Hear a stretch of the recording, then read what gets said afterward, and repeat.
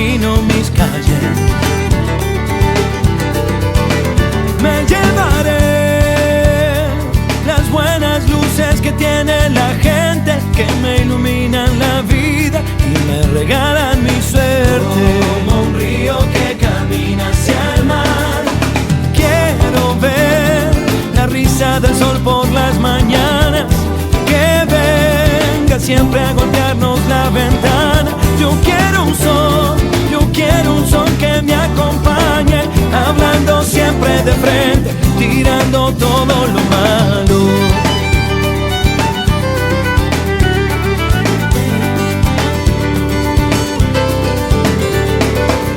Voy abriendo caminos para encontrarte en este mundo perdido. También hay buenos amigos.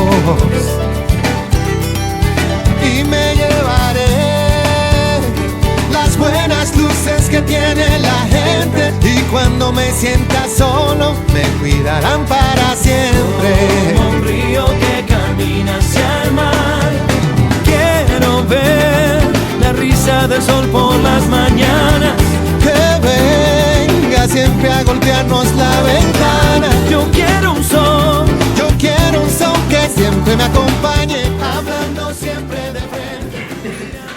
Como xa sabedes, hoxe é a terceira mesa que está ao redor dun ciclo que tiña por título Na soidade non desexada, que estamos a realizar centrándonos en tres ámbitos. O primeiro foi unha cidade soa, o segundo o traballo e a soidade, e hoxe vamos rematar a Iglesia, a palabra que acompaña. A realidade da soidade non desexada é transversal en calquera actividade que se faga na Iglesia. É importante pensar que comunidade animamos e, polo tanto, que respostas buscamos e queremos ofrecer como Iglesia. Como recrear e recuperar a orixe cristiá da comunidade. Como recrear hoxe a perspectiva de comunión. Por isto, e para isto, temos hoxe con nós a tres persoas que lideran e dinamizan grupos de persoas vulnerables por distintos motivos, situacións onde se vive a soidade non desexada. A miña dereita está Víctor Blanco Naveira, sacerdote e creador dun proxecto precioso chamado A Raíña. Logo nos contará moitas cousas que está facendo ali. Unha palabra que dixo nunha entrevista, decía: na reitoral de Curtis faremos un fogar. Non faremos un fogar máis que unha casa de acollida. Como realmente se trasluce cando se entra ali. Os aseguro que se entrades en esa casa quedades maravillados de todo o que hai ali. Se transmite, pois, moita, non sei, espiritualidade, porque ele é un pouco místico, non sei, unha mezcla de unha maravilla de cura. Severino Suárez, outro cura estupendo, vicario episcopal, párroco de San Francisco Javier e de outras iglesias, creo que Pilar e outra máis, non? Sí, está na zona do Ventorrillo, unha zona amplia, grande, onde ele, pues, aí tamén traballa con moita xente pues, que está ás veces un pouco en situaciones de marginalidade ou próxima a ela, verdad? Severino pues, fai aí un traballo precioso como párroco nesta zona. E por último, a miña compañeira de fatigas, Yolanda Sánchez, que é delegada de Pastoral Penitenciaria na Diócese de Santiago de Compostela. Ela está facendo un traballo de equipo e de traballo de acompañamento de persoas que están privadas de liberdade e que o fai, francamente, moi ben. Toda esta xente que temos aquí é xente luminosa, como diría la canción del arrebato. Así que vamos a escoitalos porque creo que merece a pena. Son tres realidades moi significativas e onde se pode ver unha carga enorme de evanxeo que creo que transmiten. Persoas que estamos aquí, a estas persoas que estamos aquí, todas somos iglesia, e unha iglesia viva. Estamos en contacto con realidades de marginación e de exclusión. Entonces, queremos falar como iglesia, pero esa iglesia concreta, viva, onde estamos cada uno de nós. Bueno, está despois, porque sodes os que queres falar. Empezamos preguntándoos. Vivimos nunha sociedade que moitas veces deixa de lado as persoas máis desfavorecidas. Que signos, que respostas encontrades que vinculan a comunidade, principalmente a estas persoas que van quedando ao marxe? Unha pregunta un pouco amplia. Pero bueno, podedes empezar. Sí. Eu falo desde a miña realidade, da miña situación, que é de párroco de barrio desde hai moitos anos. Antes de vir para aí, estuvera noutra realidade ben distinta, alá polas Rías Baixas, polo Grove, pola Toxa, que era xente, pois, de outro estilo. Xente tamén de mar, e despois unha xente de veraneo, donde en torno a Illa da Toxa, pois, tuve a oportunidade de celebrar a misa na Capilla da Toxa durante 14-15 anos. E por aí, pois, facer moitas bodas ali. Bodas dos señoritos, de distintas partes de España e do estranxeiro tamén. E despois de pasar por ali e por Sanxenxo un pouquiño de tempo, pois un salto mortal. Esperábame na Coruña un barrio que un impedira, ni casi sabía como era. A primeira vez que cheguei ali e vin á iglesia, eu viña de iglesias luminosas, de iglesias grandes e tal, e aquela estaba nun sótano. Era unha iglesia con moita xente. Cando cheguei ali había unha parroquia formada e asistía moitísima xente, a xente pois moi activa, unha xente moi activa, moi participativa. Entonces, pois eu sumei un pouco a dinámica dese grupo e depois cada un vai lle dando o seu aire, cada un vai lle dando a súa impronta, a súa cousa. E acordome que cando o arzobispo don Julián me dixo: vas por un sitio onde xa tes todo feito, aí non tes que facer obras, porque por onde pasei, a mí gusta moito facer obra material, ter vos locales, ter vos sitios onde a xente se poida reunir, e todo eso. E dixo: ali non tes que facer nada. Bueno, pois xa está. Pero cando vin aquilo, dixo: ai, Dios mío, caíame algo aos pés, literalmente caíame algo aos pés, porque ademais é un sótano onde non tiña ventanas, non había respiración, tiña unha cousa moi primaria para sacar o aire, bueno, que non nos afogáramos ali dentro. Pero eu desde moi pronto aproveitei a situación para ver como podíamos salir daquela situación. Aquilo era un imposible, pero a ver como podíamos facelo posible. Tuve moita suerte de encontrarme con personas que se me foron poñendo así diante de mí, personas que me axudaron moitísimo. E despois eu supoño que sería San Francisco Javier o que fixo ese milagro de pasar dun sótano a ter agora un edificio de 4 pisos, de 4 plantas, de 4 realidades, onde se poden realizar moitas cousas. Por estar non estaba nin documentada o sitio, pensaban que sí, pero cando quixemos facer a obra non estaba aquilo documentado. E aí houve un patrimonio que realizou aquilo que se chama as Casas de Franco, que foron inauguradas no ano 1952, e a persona que mesmo axudou foi Fernando García Udín, que pertenecía a ese patronato, e entón Fernando foi esa alma que foi axudándome a abrir el camiño en ese sentido.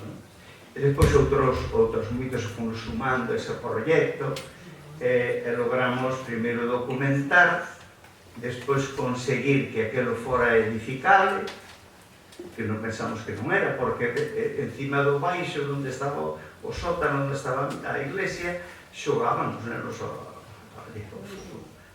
Non había outro sitio, xogaban ali. Bueno, e chegáronos despois aquela obra.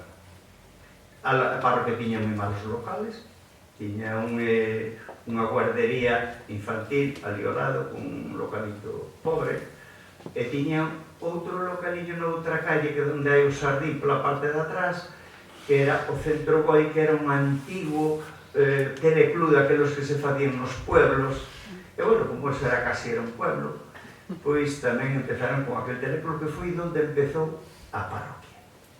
Aí empezou a parroquia, e foi, pois como son as cousas pequenas, nacen de pequeniñas, logo van crecendo. Pasaran xa para o sótano, melloraran o sótano estaba digno. O que pasa é que, claro, unhas escaleiras para subir e para baixar, e nada máis. Aquilo, a veces, éramos 500 personas abaixo, porque iba moitísima xente. De repente, pois, había que esperar moito tempo para subir, porque a cousa era moi estreita para subir eso. Bueno, pois fomos logrando facer esa obra con moitísimos esforzos, con moitísima axuda humana e divina. E logo podemos integrar tamén unha pastoral de atender a moitos grupos. Moitos grupos porque a parroquia ali fixo durante bastante tempo, ali non había ningunha institución que se ocupara así da xente, non había. Ni municipal, ni nada. Agora está a outros niveles. Agora, cando eu baixei para aquí, quedaban os de Telefónica maiores, ali con unha convivencia, sí, 150 personas quedaban ali. E xa fixeron outros dous ou tres máis. Veñen ali porque nos prestamos os locales. Durante os últimos anos da pandemia, os últimos meses, prestamosles pedínonos os portales, as comunidades de veciños, porque non había onde facer as reunións. Entonces, efectivamente, facíanas ali. Aquilo está ao servicio do barrio. Bueno, moita xente da que estades aquí sabedes que ali temos bastantes actividades religiosas, pero tamén actividades humanas, de música, de teatro, de conferencias, de todo eso.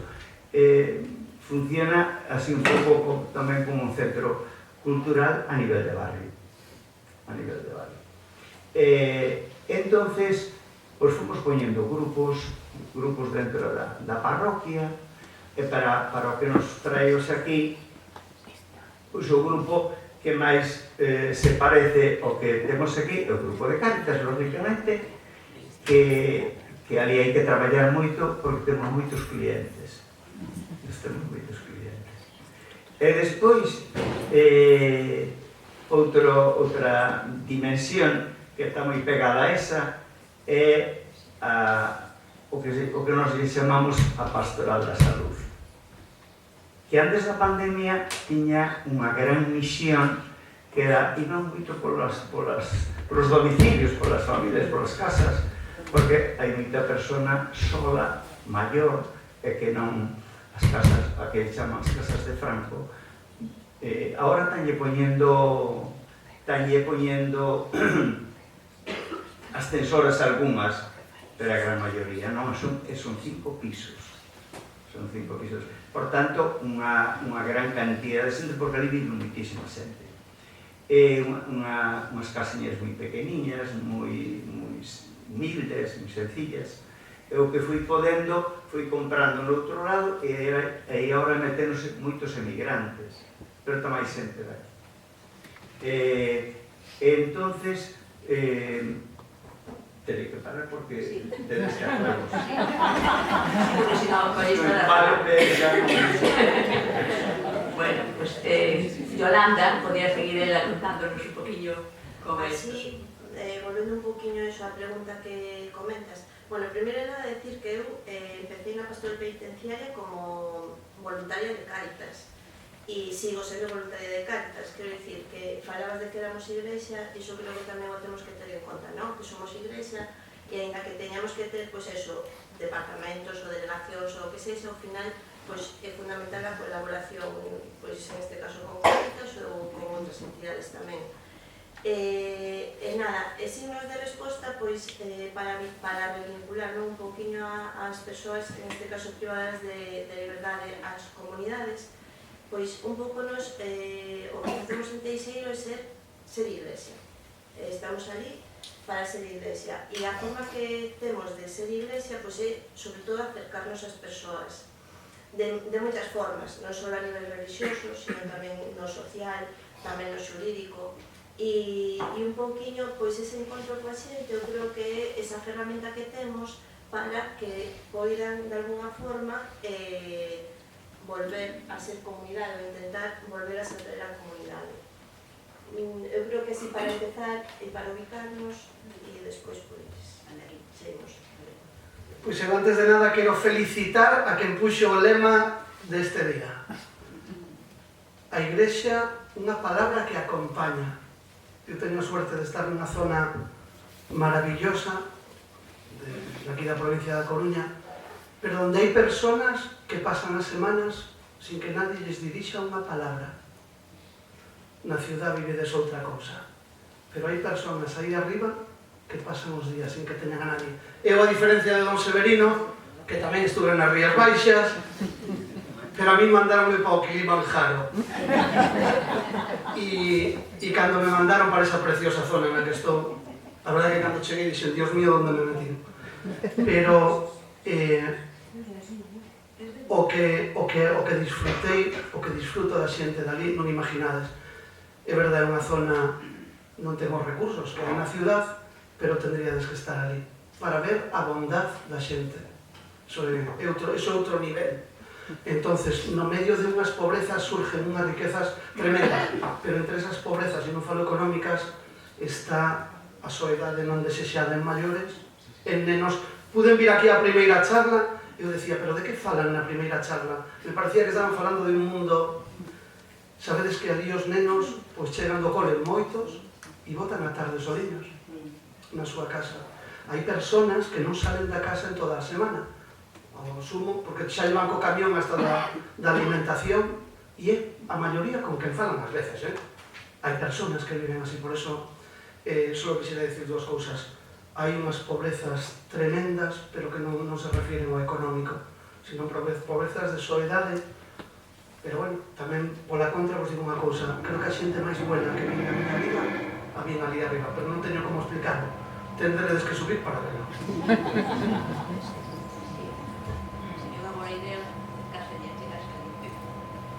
Bueno, pues seguindo así un pouco con todo isto, a vida na liturgia, no culto, parroquias, nas comunidades cristiás, quizáis botamos moito de menos, non sei se me está respetando, botamos moito de menos que ese é un lugar de encontro. Como facer que as nosas eucaristías, as nosas celebracións, sexan un lugar de comunión e de participación das persoas que participan en elas. Eu penso que a xente que vai ás parroquias, as parroquias temos que ser moi acolledoras. É unha das características principales que máis se valora é ir a un sitio e que te acolla. Pasa un sitio onde nadie mira para ti. O domingo, cando celebramos a misa das Candeas, había dúas nenas que se chamaban Candela, dúas nenas, e fomos saludando polos grupos, e dixen, que tal estás? E dixo, eu estou moi triste. E que te pasa con ela? chamome Candela e ninguén me felicitou. Pois tes toda a razón. Temos que estar atentos a eses detalles, os que nos reclama Candela, a neniña, pero tamén as persoas maiores nos reclaman detalles así.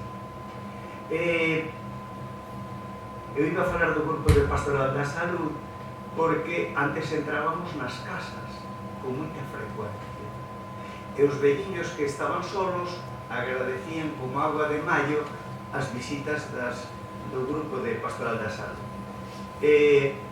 Pero agora as casas ábrense pouco, porque hai medo, porque non sei, collemos aí unha praxis que non é nada boa. E nós agora demos un xiro e imos ás residencias a visitar a xente que foi das nosas parroquias. E visitando esa xente, estando con ela, turnase, van unhas, van outras, póñese por días, por horas, e aí descubren que hai xente que non a visita ninguén nunca. E entonces elas visítenas tamén, esa xente, adóptanas para visitarlas. Entonces van visitando outra, esa mezcla, todas se fan un pouco partícipes, todas saben da parroquia de San Francisco Xavier ou do Pilar, onde sea, todas saben. Levan a folla, leen as cousas, xa sabes, pasou isto, pasou aquilo. Bueno, digo isto, xa lle pasou a cousa. Entonces, como na parroquia hai moita xente sola, maior, pois un día tuveramos ali nunha conferencia na sede dos médicos, eu era ali unha charla donde se falou deste problema e noutros lados por aí distintas partes, pois estabas afrontando pois con médicos, con enfermeras, con as farmacias, con non sei que, pois estabas intentando darlle unha resposta a esa realidade dura tal que son persoas maiores. Que habitualmente que estean aquí, hai xente soliña como no mundo rural, eu creo que menos dramático estar no mundo rural que no urbano, porque aquí morre unha persona e descubrímola porque huele mal. Eso no rural non pasa. E entonces, a máis humana a vida no rural. E hai un grupo de Pastoral da Salud que dixo, e por que nós non xuntamos un grupiño das persoas que están solas e as invitamos para tomar con eles un café, unha infusión e tal, pois salvamos unhas cuantas sesións, non falta unha, non falta unha persoa, ni unha. A veces son tantas, a veces un poquinho menos, depende como este o día, porque hai días que son os lunes ás 5:30 da tarde, que eu unha veces olvídome, pero non se olvida. E ali está. E o que se fai? O que se fai falar entre eles, agora se conocen, esa teñen unha relación, pero despois tómase algo, compártese, porque hai un fondiño que é tal para comprar unhas infusións descafeinados, un poquinho de unhas pastas, cousas así. E van tomando iso, e celebras como de Candela, pois reclaman, o sea, é o meu cumple, pois, ala, celebrar o cumple a fulanito. Pero despois, tamén rezamos unha oración pequeniña, porque non, algúns son persoas religiosas, outras non tanto, pero van descubrindo unha dimensión humana distinta, e tamén vanse abrindo o mundo da religión dunha maneira nada traumática, senón que unha continuación da vida humana. Entonces, ahora mismo estamos nesta situación. Paso de Yolanda, que moito que decir, e aí... A ver, penso que debemos ter as iglesias abertas a máis cosas que a celebrar a Eucaristía, por exemplo, non? Unha experiencia que estamos facendo ahora desde a Pastoral Penitenciaria é ter actos subitales, vamos a ter un cada mes en distintas parroquias de toda a diocese. Outro día foi unha experiencia moi positiva, empezamos aquí nos Santos Anxos, en xaneiro, e saliron 3 rapaces de Teixeiro, eso lle chamamos unha salida programada, que é algo moi bom para eles salir de Teixeiro. Viñeron con un educador e viñeron con unha psicóloga do centro. E aparte veu outro rapaz que tamén está no CIS e tamén veu con nos. Entón o acto consistiu en que na mesma iglesia montamos ali unha mesa e eles contaron a súa experiencia. Contaron aos 4, que eran 2 rapaces e 2 rapaces, e tamén o educador e a psicóloga tamén falaron a súa experiencia. Estivemos como unha hora de diálogo despois coa xente que veu, que tamén veu, era un grupiño pois como que estamos hoxe aquí, o sea, contar esa experiencia na iglesia, eu creo que é algo que abre a comunidade, non? E que permite que eles tamén se sintan acollidos. Sobre todo porque despois no diálogo é verdade que a xente, claro, a realidade de Parcela é unha realidade que apenas se coñece, están descubridos totalmente. E escoitar como se abriron eles, porque se abriron, a verdade que foi unha cosa moi sentida por parte deles, a xente sí que lles tocou e a forma despois en que os acolleron foi tremenda. E bueno, eso, pois é unha forma de facer outra celebración distinta. Era un acto xubilar, foi o que fixemos foi eso, ter ese diálogo e despois fixemos unha oración. Pero foi unha oración tamén un pouco especial, pois puxemos unhas pegadas, a xente colleu un papeliño e escribiu o que quería deixar ou levar, achegábanse, se teñan unha vela, pero dicir, que tamén temos que pensar en innovar un pouquiño e non quedarnos sempre no que se ve facendo de sempre, que o mellor é que salirse tamén dali, non? Eu creo que foi unha experiencia moi boa tanto para a xente de Teixeiro como para a xente en este caso Santos Anxos, e veo tamén xente de outras parroquias. Me parece unha cousa interesante. Pois eu empecé en 15 parroquias, fai 20 anos, despois me baixaron a 9 e na capellanía da prisión e desde fai uns anos estou en 2 nada máis. Moitos daqui estuvestes nas miñas parroquias, verdad? Sí. Que tendríades que falar vos, non eu, desto. He tenido 2 parroquias de 200 habitantes, pero non vos podo contar, tendes que verlo. 32 nenos no catecismo, xa sei que non é moito, pero para 200 nin tan mal.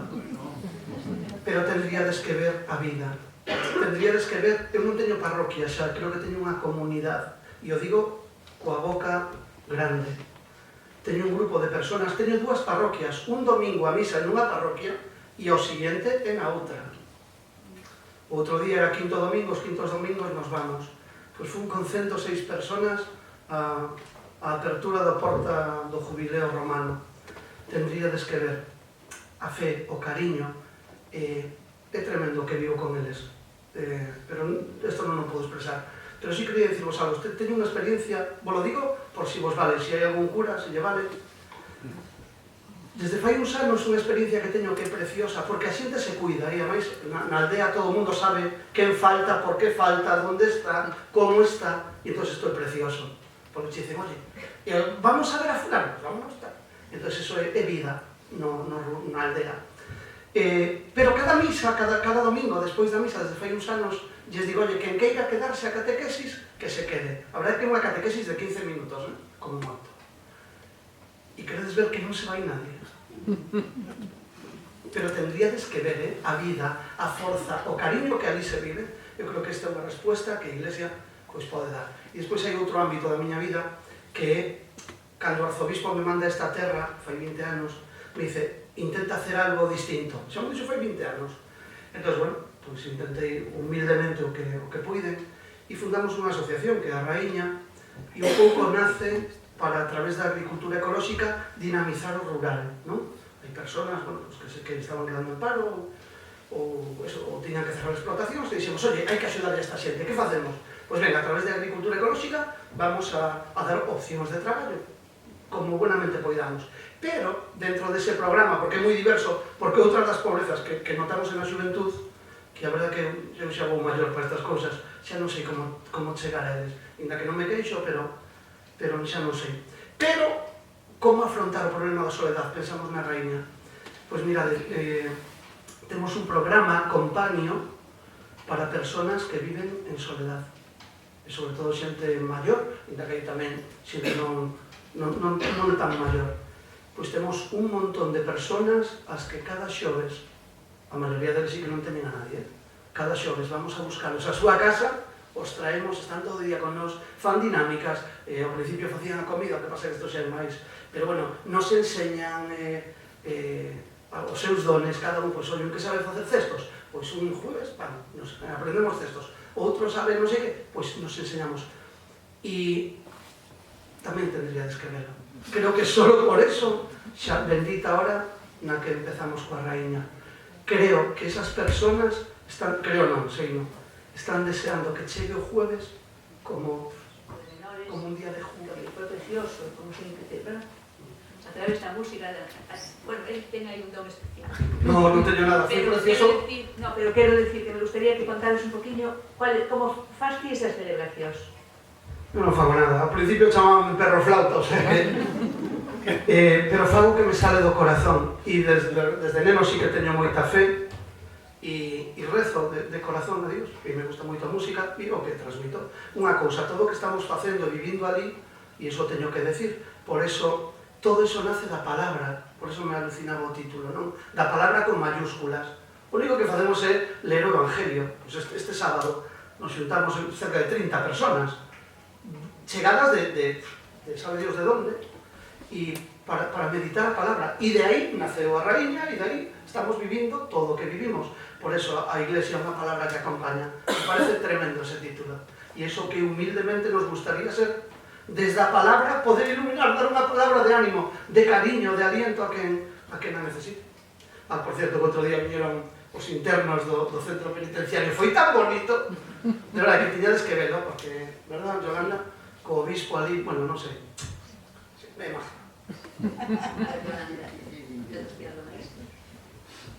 Na liturxia en concreto, as eucaristías no cárcere son moi especiais. O sea, non teñen nada que ver. Eu a primeira misa que fui ao cárcere, había un musulmán ali. E dixo, nada, veño aquí a acompañarnos. E ali participou, falou, evidentemente non comulga, pero ali estivo. O sea, bueno, evangélicos veñen, vamos, o sea, quero dicir que sí, que xa son distintas, e teñen que ser distintas. Víctor tamén o sabe que ali está. Cando va a Víctor tamén ali. Oxe, eu disfruto. Pero só unha cousa vos digo, queredes ver que é o único sitio, por chamarlle parroquia, na que pero moitas veces me teñen dito, padre, isto pode durar un pouco máis, E sempre lle digo, igual que nas miñas parroquias.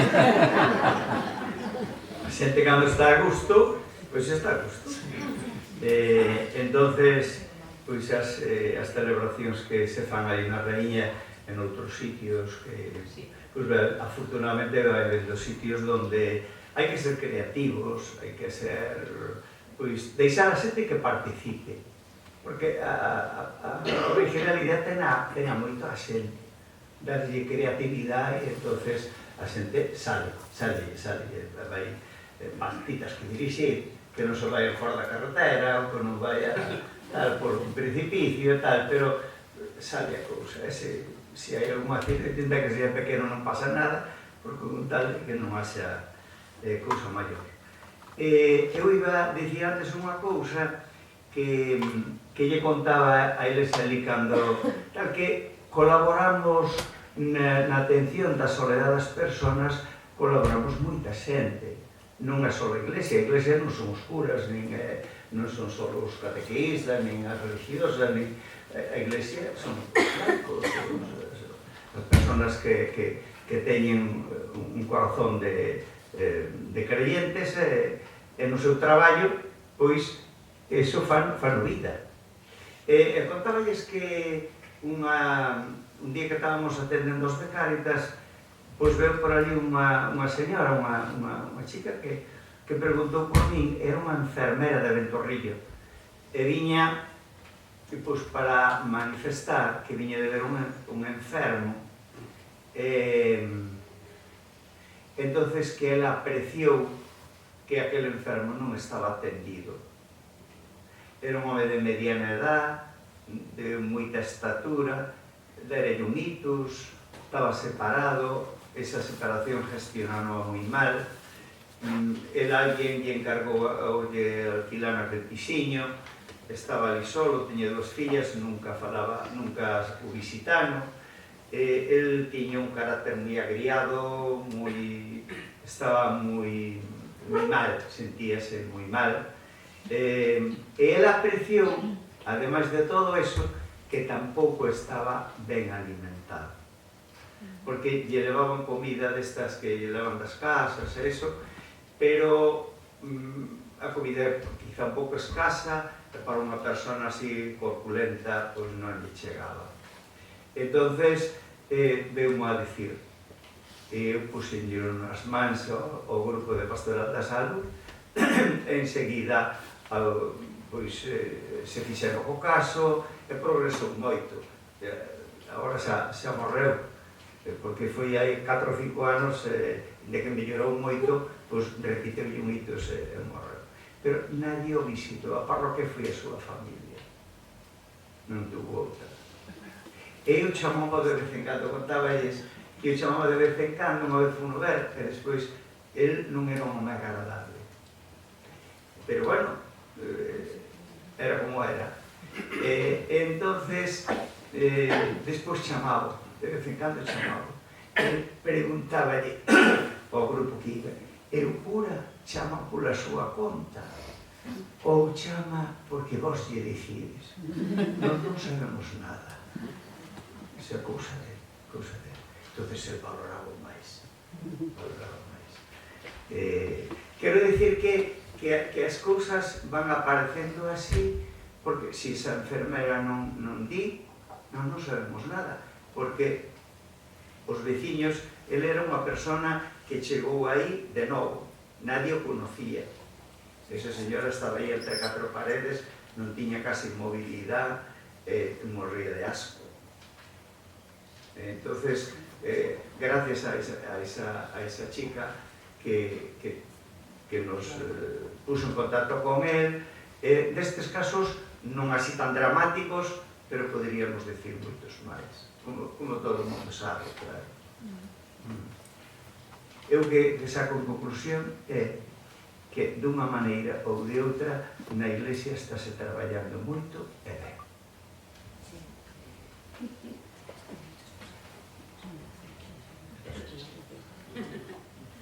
Bueno, pensando tamén que estamos dentro de unha sociedade que está formada por distintas entidades, persoas, etc. Pois a Iglesia ás veces se pecha a sí misma. De que maneira, que alianzas estratégicas podemos crear, establecer, para que, con outras organizaciones de acción social, como pode ser, pois, non sei, o sociólogo, da psicología, da sociología do urbanismo, que falábamos aquí outro día, non? Para crear contornas comunitarias máis humanas e humanizadoras, onde todo o mundo quepa, que sexan inclusivas, ninguén que de fora. Que podemos facer para establecer esas alianzas? Eu creo que é fundamental, ¿no? Porque non podemos traballar aillados. O sea, creo que en prácticamente todos os ámbitos. No ámbito do cárcere está claro, nos temos que traballar co funcionariado, eso para empezar. Hai xente evidentemente que creyente, xente que non, pero ali todo o mundo nos acepta. E por qué? Porque nos non... A ver, como explico, non vamos a... Non vou dicir non vamos a evangelizar tamén, porque claro que evangelizamos, pero nos temos que buscar os puntos de encontro en valores, non solamente ceñirnos ao religioso, non? E tanto como co funcionariado tamén temos que traballar con outras entidades que non son de iglesia e temos que buscar pois eso, o común, e hai moito común, o sea, ainda que non sexa no religioso, hai moito común en valores e e eso, e non ver outro como competencia, sino como colaborador, para mí parece fundamental. No noso ámbito, eu creo que en moitos ámbitos da Iglesia podemos facer. Sí, o noso traballo tamén é a nivel supramunicipal, non? Tanto o Concello de Curtis como Vila Santa, como Mesía, pois aí esa é a nosa área de acción, non? E desde logo, ahora que estamos con todo este tema dos sinos, non? Se non camiñamos xuntos, cara onde vamos, non? Pero se ir por libre, ir de verso suelto, pois non ten futuro. Entón, pois, cos moi bons traballadores sociales que hai nos concellos, ou tanto nos estamentos oficiais, e aí é onde se crean unhas sinergias potentísimas, non? É a verdad que cando vas así cando ven a figura do cura, pois moitos é como que salen sarpullidos, non? Onde van estes ahora, pero ao final que creo que esas reticencias se caen por sí solas, non? Gracias a Dios, pero si esa é a forza que temos, non? Poder traballar todos cara a un objetivo común. Eu decía que nos barrios, en todos, pero os nosos eventos moi populosos, a Granorzán con todo o entorno, moi poblados, e aí temos moito inmigrante, moitísimos, mal vivindo moitos, en habitacións, en pixiños amontonados, é unha realidade que estamos percibindo, é que os mismos inmigrantes explotan os inmigrantes. Alquilan pisos e depois subalquilan unhas... E incluso lles cobran por censalos. Incluso lles cobran por censalos. Entonces, na nosa zona, falo do que eu conozco, pois veñen moitos a parque. Non só a Cáritas, que xa digo que aí temos un ben de Dios, senón tamén os actos religiosos, a Eucaristía, todo.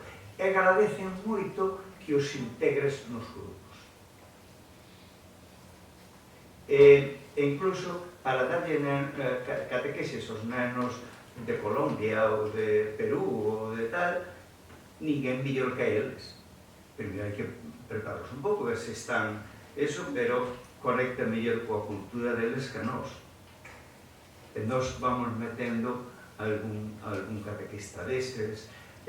Tamén gustaría moito que se integraran en Cáritas deles mesmos. En algunha faceta sí que se integra. E despois na comunidade litúrxica tamén. E digo que a esa xente ven a enriquecer as nosas comunidades. As nosas comunidades están embellecidas e esa xente, aparte de todo o que sufren e tal eso, pois ven a traer sangre nova ás nosas parroquias. Eso é o que eu percibo. Eu penso que non son só. Bueno, vamos a ir rematando, porque casi son as 9, me parece, non? Entón vamos a dar a última palabra a cada uno, decides o que pensáis que quedou no tinteiro, que queredes comentar, e logo podemos abrir un pequeno diálogo.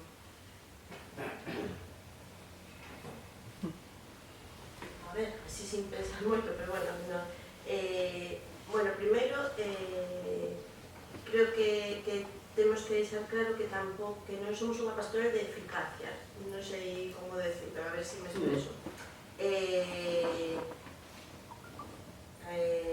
Un exemplo que vos vou contar, porque tamén o comentou antes Severino, un rapaz que sale de Libertad, con nós, que ten un acompañamento na casa de acogida de Libertades, que por certo temos 3 pisos, bueno, Cáritas, pero non vou distinguir Cáritas pastoral. Temos 3 pisos aquí en Coruña e un é para a Libertad. Pois é un rapaz que acompaña, un señor que acompañamos durante máis de 6 meses, acaba salindo outra vez para a rúa, acaba cometendo outro pequeno delito e acaba ingresando outra vez en Teixeiro. Cando chegou a Teixeiro, cando chegaban a Teixeiro sempre se poñen un teléfono en contacto, e en este caso, pois, o teléfono en contacto que dio foi o de Andrea Llobeu, Andrea, traballadora social de Cáritas.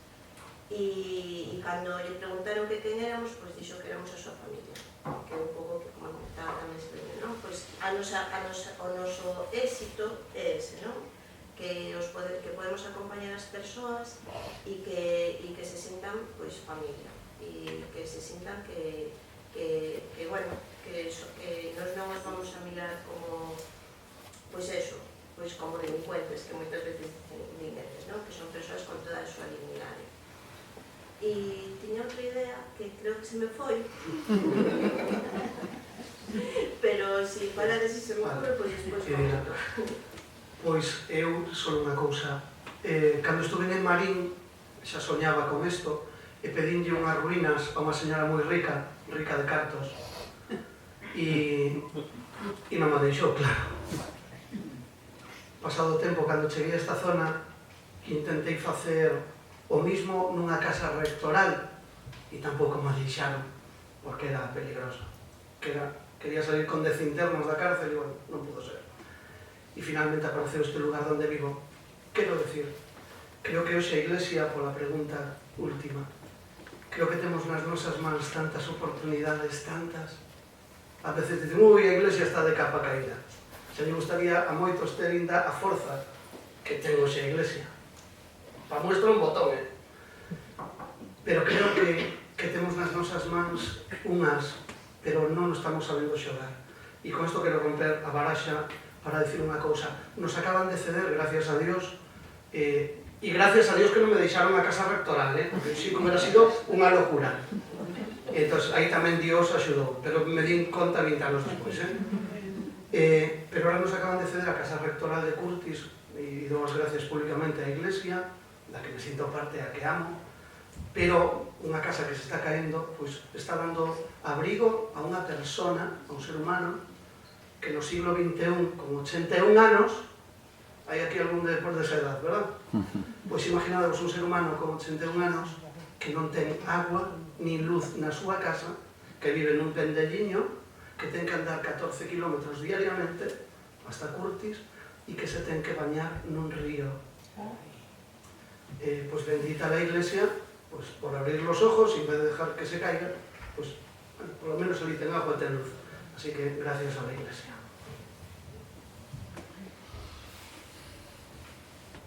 Bueno, a soledad creo que sempre é mala.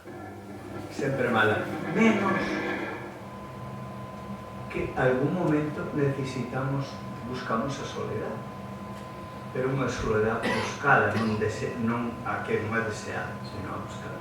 De feito, hai momentos que nos apetece estar solos para ordenar un pouco a cabeza e o corazón, e apetece non estar solo. E cando o da fora vai pasando polo corazón ou pola cabeza, ven con máis forza.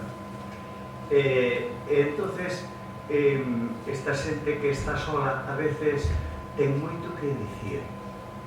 É unha das cousas que temos que ter moi claras é que temos que escoitar. A xente morre por falar. Cando ven, eu sinto como a veces teño unha crise terrible, pero quereme contar, quereme dicir, e sinto na alma non poder seguir escoitando. Porque teño moito que dicir. Porque tuveron moito tempo de madurar as cousas, agradables creo que poucas, pero as desagradables, que depois lle mandan todos eles no seu mundo interior unhas solucións. Entonces, quereche contar a súa experiencia, quereche contar. Eu diría que temos que dedicar un tempo a escoitar.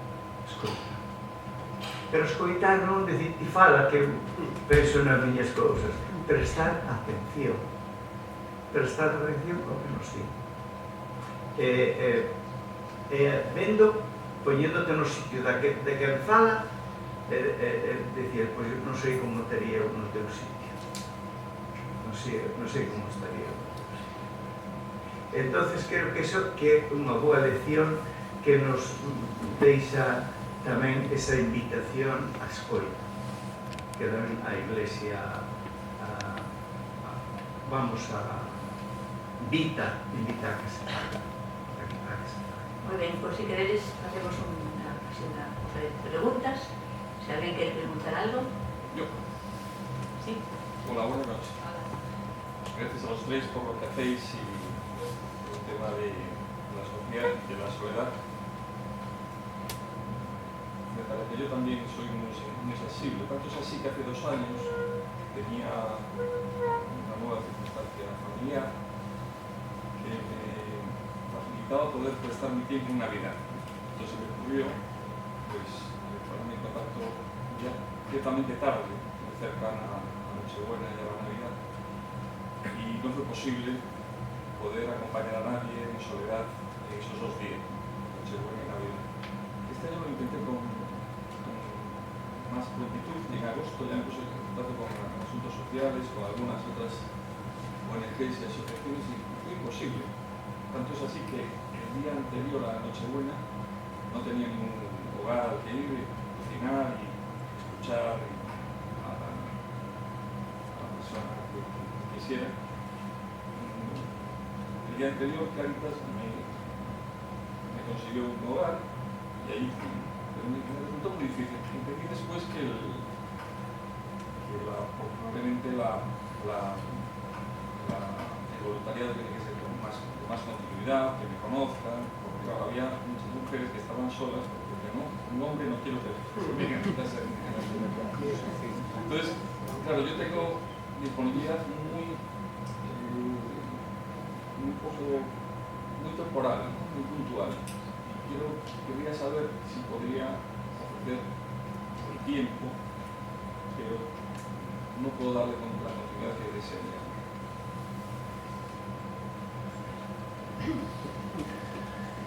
A ver, yo ya por lanzar, no sé nadar, normalmente era patas los pisos de acollida y André intenta que se xunten todos, os de terceiro grado, pues de os que están en libertad total, a veces consigues a veces non, pero bueno, non sei, o mellor que unha posibilidad de que alguén les faga unha comida, pero sei, unha cena, quero dicir, que xuntar, pero sí que te razón que sí que debería ser algo máis un poquinho máis traballado, non chegar ese día en contero, pero bueno, aí está, podemos lanzar, non sei. Sí. Desde el punto de vista, bueno, yo creo que todos nosotros salimos encantados y encantadas de vuestro testimonio porque ha sido precioso, muy bonito, creo que gratificante y te das cuenta de que siempre puedes hacer cosas por los demás y que para eso hemos venido aquí. Por motivos de trabajo conozco muy de lejos el mundo de la penitenciaría. Siempre es un grupo de seres humanos que están allí confinados que me llaman la atención porque, bueno, en teoría son rechazados vehementemente por la sociedad y son gente que presupongo que ha tenido una historia, una urdimbre familiar de toda la vida completamente calamitosa en comparación del resto de los seres humanos. Entonces, a veces no se hace muy duro poder llegar a ayudarles. Moi duro. A maioría das persoas sí que teñen, non é solamente o momento da estancia en prisión, que é seguro, sino que é o que comentas, non? Que se trae unha vida moi complicada.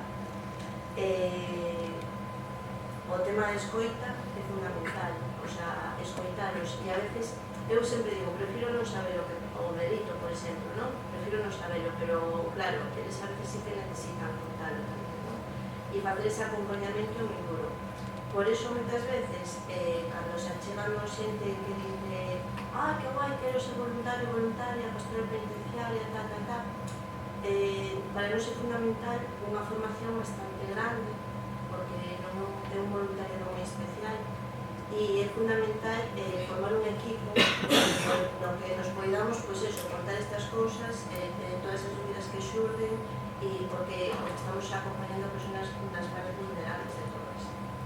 Son as persoas que que teñen que loitar contra esa soidade física, ¿no? Esa soidade de estar entre 4 paredes, esa soidade de sociedade, por chamar de alguna forma familiar, o sea, desvinculanse de absolutamente todo, teñan parella, teñan fillos, teñan fillas, teñan irmáns, bueno.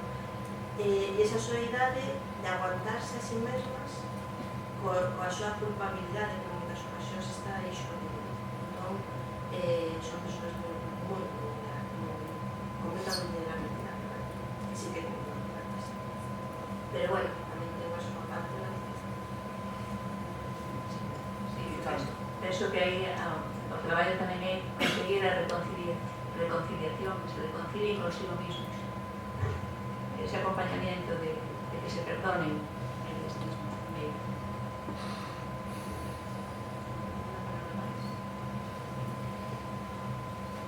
Sí, me gustaría saber si hay algún proyecto para organizar en el medio rural. Yo vivo en campo, entonces vivo del voto. ¿Qué nos pasa? Tenemos un montón de parroquias, cada vez aquí está más despoblado, no en verano cada vez está más poblado, pero el resto del año está más despoblado y porque bueno, la gente joven evidentemente no se queda allí a vivir, la gente mayor va falleciendo y claro, hay gente que vive mayor muy aislada y la salud tampoco le acompaña con el paso de los años y ya no conducen, ya no se pueden desplazar a las iglesias. Primero, tenemos parroquias que en la misa de los domingos van 4 personas. Es un poco absurdo para nuestra estructura y medios, ¿no?, de la iglesia, pues, tener a los sacerdotes, que muchos no se han jubilado porque no se pueden jubilar, y también son un peligro, porque pobriños andan con 80 y pico de años y no viven bien, y los coches con las corredoras, que un día va a haber una desgracia, ya o alguna. Entonces, bueno, ahora están todos los diáconos, que realmente pues, es una ayuda muy importante, ¿no?, para un poco aliviar ese trabajo de las celebraciones. Pero sí que es cierto, digo, se está organizando algo de... Nosotros pensábamos, desde el Consejo Parroquial, decíamos, claro, aquí lo que podemos hacer es, con tanta parroquia, no tanta parroquia, ir turnándonos. No se pueden celebrar el domingo en todas las parroquias, en parroquias que solo hay 4 personas, esas 4 señoras o señores mayores, porque luego tampoco hay gente joven, porque la gente joven va de catecismo, hacen la comunión, ya nadie aparece. Yo me sorprendo cada vez más, porque al día siguiente de la comunión, ya, y en la comunión incluso, a la misa de comunión, o sea, del catecismo ya los padres esperan fuera, digo, para que me tengan... Pero bueno, eso es otra cosa.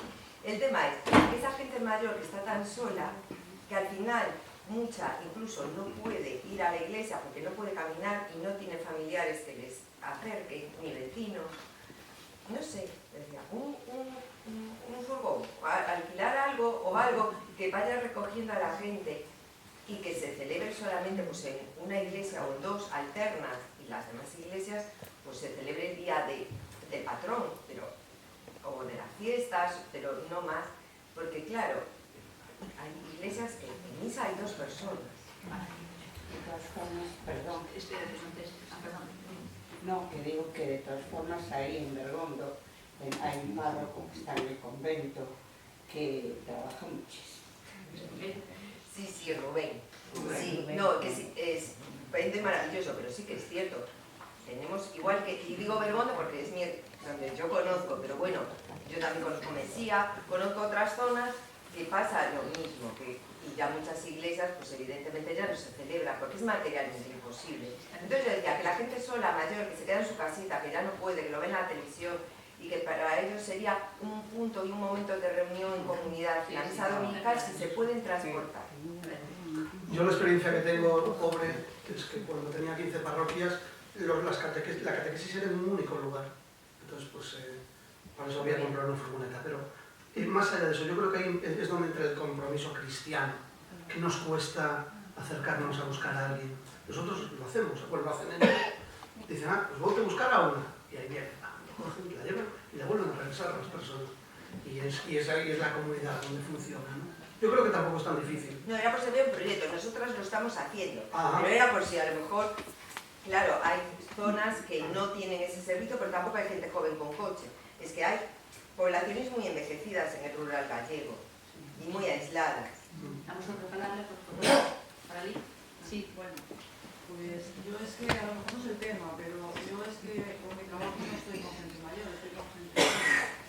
Y no quiero más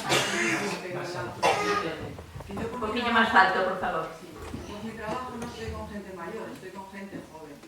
Y no quiero ser pesimista, pero vemos que hay los niños y los jóvenes ahora mismo se acuestan a las 11 pero están viendo teléfonos hasta las 4 de la mañana.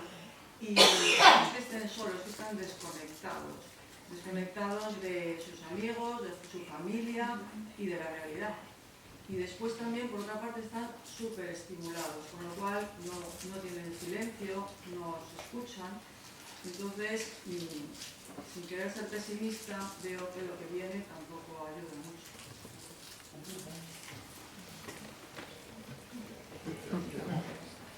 Estamos de acuerdo, ¿no?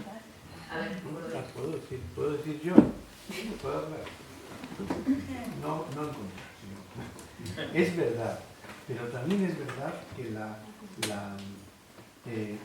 la Iglesia tiene una capacidad de encuentro con las personas, que a veces es de tú a tú, es de familia, plaza pública de encuentro, que tiene una labor muy importante precisamente para amortiguar ese efecto. Me parece. Y ejemplos hay, preciosos, el encuentro nos hace vivir y nos da lazos, nos vincula y nos da raíces. Yolanda, así muy rapidito, mi hija mayor, que tiene 21 años, dice que es atea, pero ella estuvo en la época de la JOC, la Juventud Obrera Cristiana, y ahora se fue a Bilbao y está yendo a las reuniones de la JOC.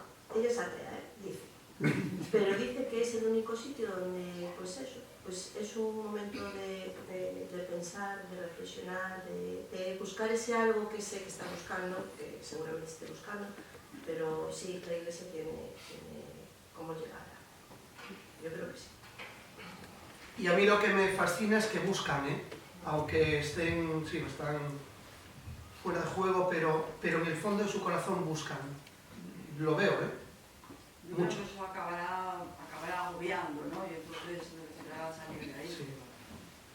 Bueno, yo puedo decir también, yo también tengo hijos en esa edad y tengo que decir que llegado el momento ellos mismos te plantean, vamos a ver, tú si estuvieras en mi lugar, ¿cómo lidiarías con esta circunstancia tecnológica? ¿Cómo te relacionarías? ¿Cómo te encontrarías con los demás? Cuando realmente, aunque luchas por ello, muchas veces no encuentras dónde. Entonces yo creo que es una circunstancia que ellos mismos les preocupa. No creo que sea algo que va a ir al caos total, sino que ellos en su fuero interno también están viendo que necesitan ese acompañamiento y están deseando que pongas esos límites necesarios. Que ellos solos no lo pueden hacer. Entonces, claro, es muy fuerte que venga un señor en la calle y que diga, oiga, que va usted por la calle, que no mire más el móvil. Pero creo que todos agradeceríamos mucho una ayuda pública, ¿no? Mira, perdona que te... Mira que aquello. Entonces, es una ayuda, yo creo que de comunidad. De acuerdo. ¿Alguna pregunta más? No, entonces... No, paramos ya. Cortamos. No, yo al final. Al final. Ah, al final. Bueno, pues ya estamos al final. No, entonces sí que os digo. Sí. Que, mira, a ver, yo creo que estamos muy agradecidos por esta experiencia de las mesas redondas, de los redondos, por las tres que hemos... Bueno, desde aquí. Bueno, que agradecemos todos. Ha sido una experiencia muy bonita las tres mesas, distintas, con tonos distintos, con personas distintas. Agradecemos mucho a las personas que han querido prestarnos su testimonio, su aportación, su vivencia. Agradecemos mucho a todos los que habéis venido, pero yo quiero agradecer especialmente al grupo que ha preparado estas mesas redondas y la reflexión sobre la soledad no deseada, seguiremos reflexionando y intentando presentar cosas que realmente nos importan. Y bueno, pues nada más. Muchísimas gracias.